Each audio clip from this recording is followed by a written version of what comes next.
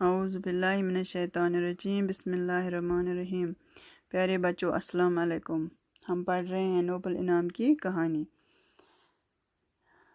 انعام کو قائم کرنے والے الفریڈ نوبل سویڈن کے رہنے والے تھے۔ ان کی پیدائش سویڈن کی راجدھانی اسٹاک ہوم میں 21 اکتوبر 1833 عیسوی کو ہوئی۔ 1896 عیسوی میں 63 سال کی عمر میں ان کا انتقال ہو گیا۔ الفریڈ نوبل کے والد ایک تاجر تھے، یعنی وہ یہ بزنس کرتے تھے، جو الفریڈ کی پیدائش کے وقت دیوالیہ ہو گئے تھے۔ یوں تو وہ بہت پڑھے لکھے اور ذہین تھے، مگر تجارت کا کوئی تجربہ نہ ہونے کی وجہ سے رہی سہی پونجی سے بھی ہاتھ دھو بیٹھے، یعنی یہ بہت غریب ہو گئے، پست ہو گئے۔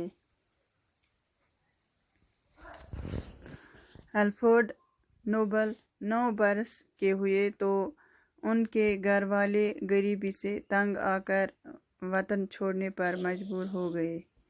جب الفریڈ نوبل جو تھے وہ 9 برس کے ہوئے تھے تو ان کے گھر والے غریبی سے تنگ آ گئے اور انہوں نے وطن چھوڑنے کا فیصلہ کیا۔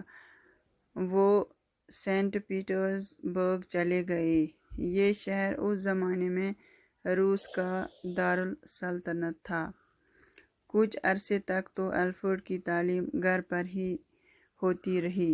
جب گھر کے مالی حالات اچھے ہو گئے تو وہ باقاعدہ تعلیم حاصل کرنے کے لیے باہر گئے۔ انہوں نے یورپ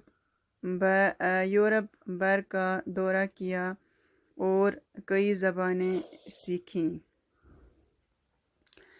اب وہ اپنے والد کے ساتھ سائنس کے تجربات کرنے میں وقت گزارنے لگے۔ 29 سال کی عمر میں جب وہ انجینئرنگ اور کیمسٹری میں ماہر ہو گئے تو انہوں نے نائٹرو گلائسرین دریافت کی۔ نائٹرو گلائسرین کی ملاوٹ سے انہوں نے 1867 عیسوی میں ڈائنامائٹ ایجاد کیا۔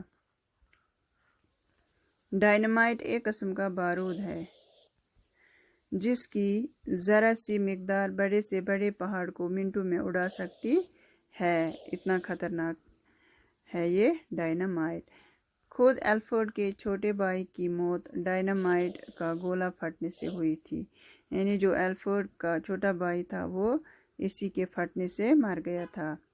ایسی خطرناک چیز کو ایک جگہ سے دوسری جگہ لے جانا بے حد مشکل تھا، لیکن الفریڈ نے وہ ترکیب بھی ڈھونڈ نکالی جس سے اس خطرناک چیز کو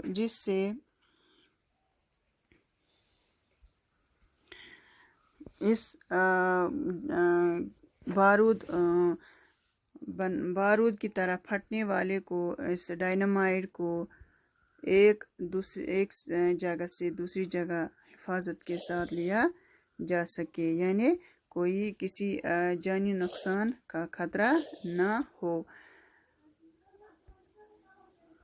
الفریڈ نوبل جو تھے وہ بہت محنتی تھے، وہ رات دن کام میں لگے رہتے تھے۔ انہوں نے اپنی محنت سے بہت دولت پیدا کی۔ وہ بہت فراخ دل بھی تھے، یعنی نرم دل، رحم دل، لوگوں پر بہت یہ رحم کرتے تھے، ان کا دل بہت اچھا تھا۔ انہوں نے اپنے ملازموں اور مزدوروں کے رہنے کے لیے اچھے ہوادار مکان بنوائے اور اپنی منافع میں کام کرنے والوں کو بھی شریک کیا، یعنی جو وہاں پہ اس کے ساتھ کام کرتے تھے ملازم، ان کے لیے اچھے مکان بنائے، ان کو اچھی ہوا کا انتظام رکھا، اور جو یہ منافع کماتا تھا تو اس میں سے بھی ان کو حق دیا، ان کو بھی شریک رکھا اس میں سے۔ تو بچوں آج اتنا ہی، کل آگے پڑھیں گے انشاءاللہ۔